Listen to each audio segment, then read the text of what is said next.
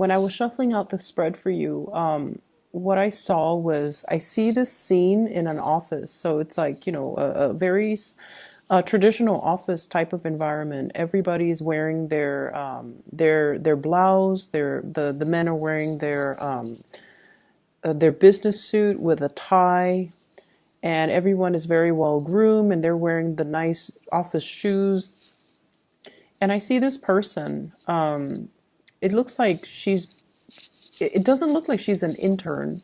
I feel like she has status. She has a good position in that office environment.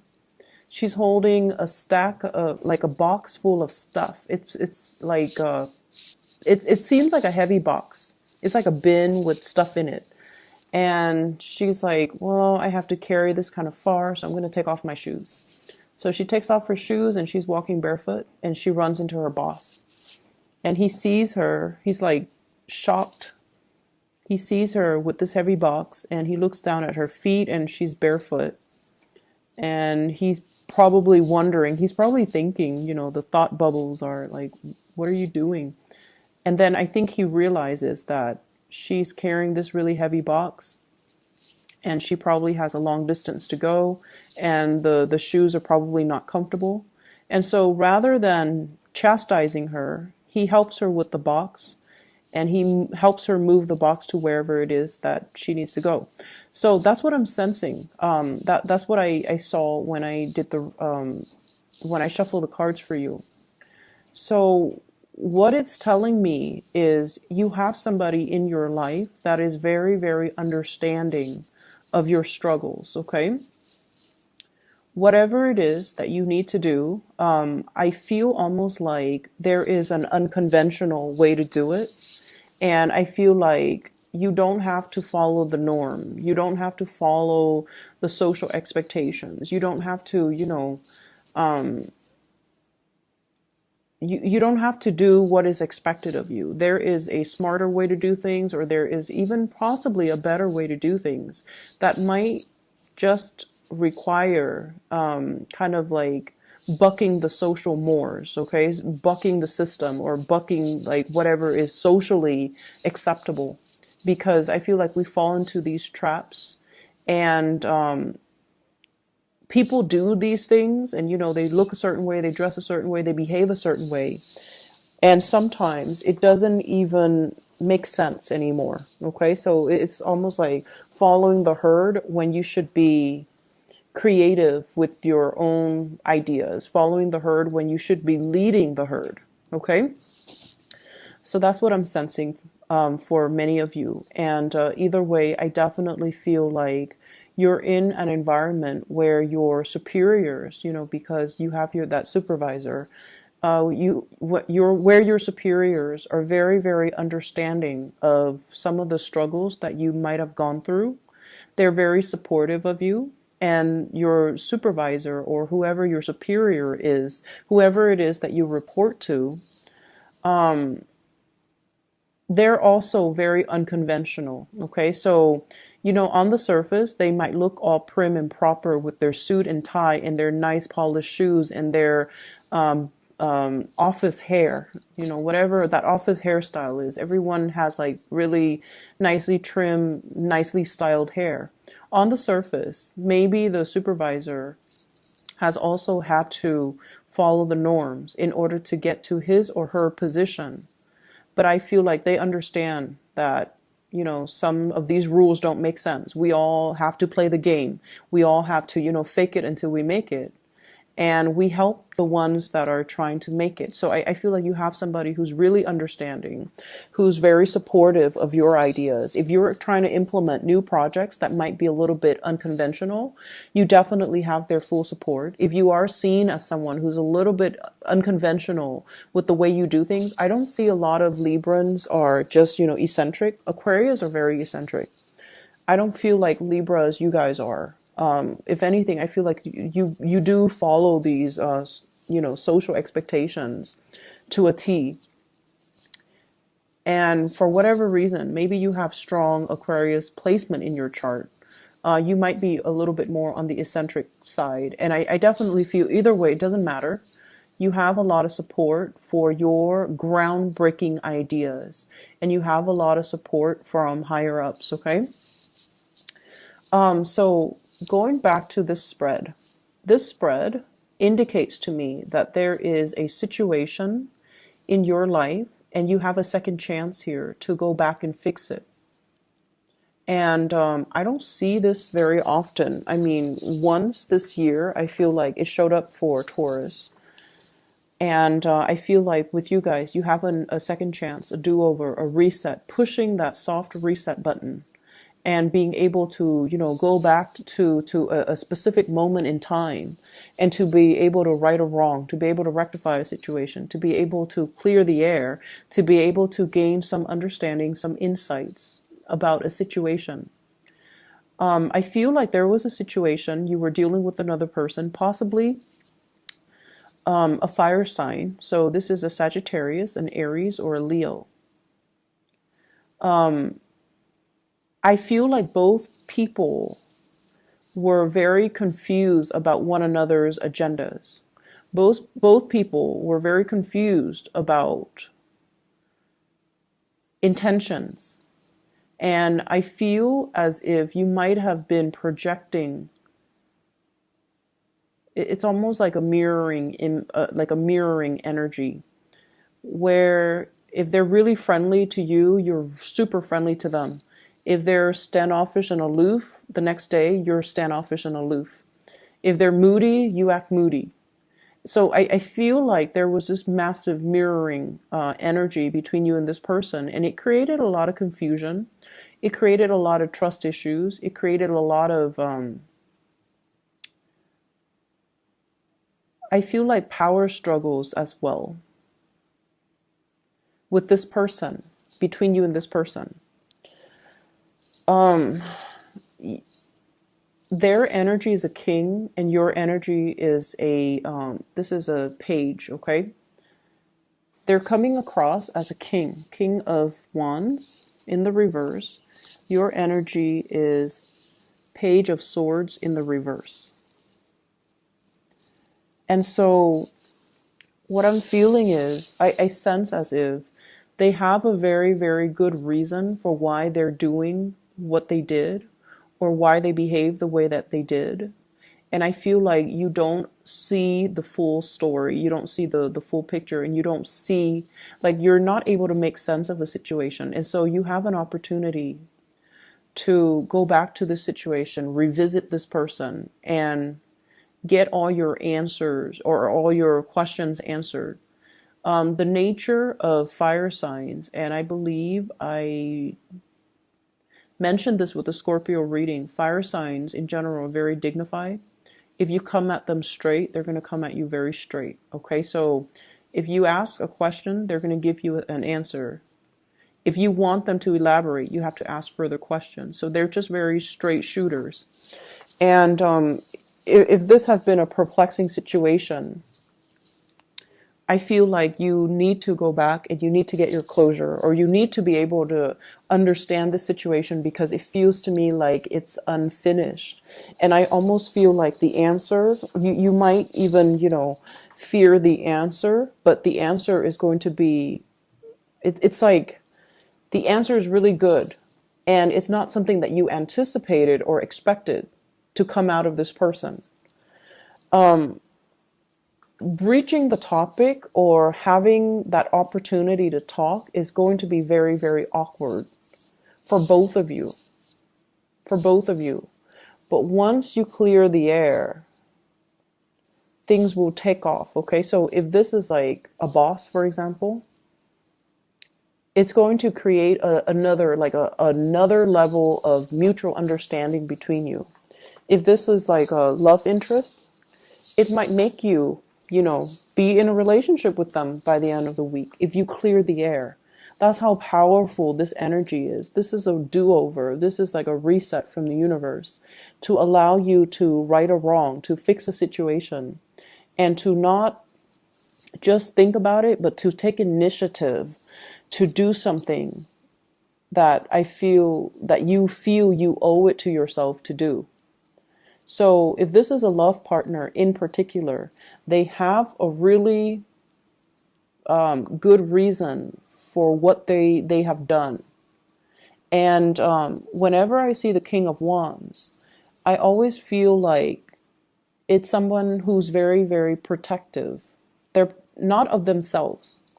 They're very protective of the people that they love. And take that whichever way you want. They could be protective of you. They could be, not wanting you to get hurt. But there is a situation here. You think it's one way, but it's actually another way. And you might be fearful or afraid to have this conversation or this discussion because you might be fearful of the truth. You might be afraid that it's going to stir up some conflict. Or you might feel like, oh, it's too awkward. I'd rather just bury it and be done with it and move on. But the answer is something that I feel is totally unexpected. You did not see things in that way. And it's going to shed some light. And I just feel like the truth is so much better than you anticipated. And so overcome that awkwardness to have this conversation.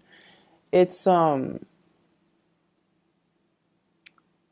feel almost like you're being led back to this situation. You're being led back. You're being given this opportunity.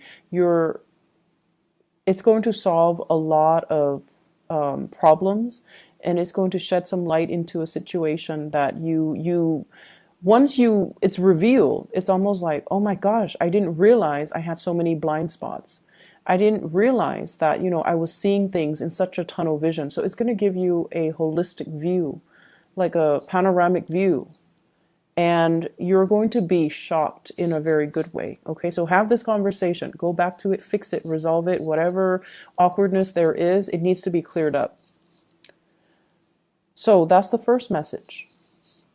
I feel like many of you, your relationship status might change this week, okay? So if you're single, not the other way around though, but if you're single, you might be in a relationship, or you might be dating, or you might be starting to commit to one person. I don't see people who are, coupled up and then broken up though. I don't see that going that way. I just feel like if you're single, you might end up in a relationship, and that's why it's so important to clear the air. There's opportunity for dating, and there's opportunity for romance. So there's a lot of that coming up in this spread. And what I have here is just a lot of social gatherings, a lot of outings, a lot of opportunities to socialize, mingle, get to know people, and be around, really attractive people in general. This is a card about, celebration, and it's usually like social dating, socializing, getting to know somebody, and it can denote, whatever level commitment, going out with a significant other, or getting to know somebody, taking things to the next level. And we have as well the Eight of Wands, electronic communication coming in very, very quickly. And so if you have been single, this is the single person, Nine of Pentacles. They have a lot of financial abundance, but when it's in the reverse, I almost feel like the end to your single life, the end to seclusion and isolation. If life has always been about work, work, work, this is the week where you have a major breakthrough, where you're going to be able to connect to somebody and, feel almost complete, okay? Like complete, total satisfaction and happiness. If life has been kind of mundane, if you're just going through the motions, home and work, this is a card about boredom, dreaming for something bigger, dreaming for, whoever it is that you could be thinking about to come into the picture.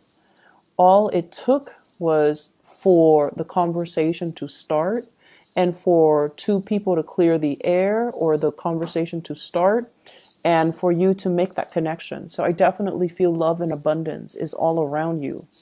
And I feel like this is not the week to dwell on past relationships. Okay, it's not that great. unless you have that person where there is, like confusion, lack of closure, and things like that, or you still have that person that you're still pining after, but you have been just keeping them in your head rather than reaching out and making that connection. So that's what I'm sensing. I feel like for many of you, in the work environment, you might be in a position of prominence, or you might be thrust into a position of prominence very soon.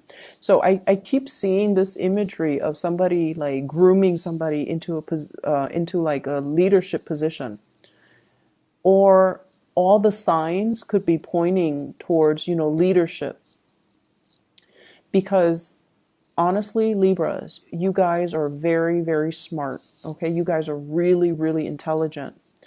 And out of all the air signs, the Geminis, they're great communicators. They're great orators.